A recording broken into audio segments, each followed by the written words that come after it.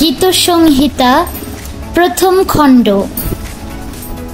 গীতসংহিতা ১ থেকে ৬ পদ। ধন্য সেই লোক যে দুষ্টদের পরামর্শ মতো চলে না, পাপীদের পথে থাকে না, ঠাট্টা বিদ্রুপকারীদের আড্ডায় বসে না, বরং সদাপ্রভুর আইন কানুনই তার আনন্দ, আর সেটি তার দিন রাতের ধ্যান। সে যেন জলস্রোতের ধারে লাগানো গাছ, যা সময় মতন ফল দেয় আর যার পাতা শুকিয়ে ঝরে যায় না। সে সব কাজে সফলতা লাভ করে। কিন্তু দুষ্টরা সেরকম নয়, তারা যেন বাতাসে উড়ে যাওয়া তুষ। এই জন্যে বিচারের দিনে দুষ্টেরা টিকবে না, পাপীরা ঈশ্বর ভক্তদের দলে টিকে থাকতে পারবে না।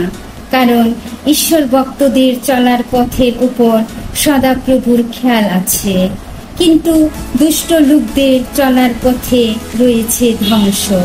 পিতা ও পুত্র পবিত্র আত্মার জয় হোক। আদিতে যেমন হইতে এখনো যেমন হইতেছে এবং যুগে যুগে সতত হইবে।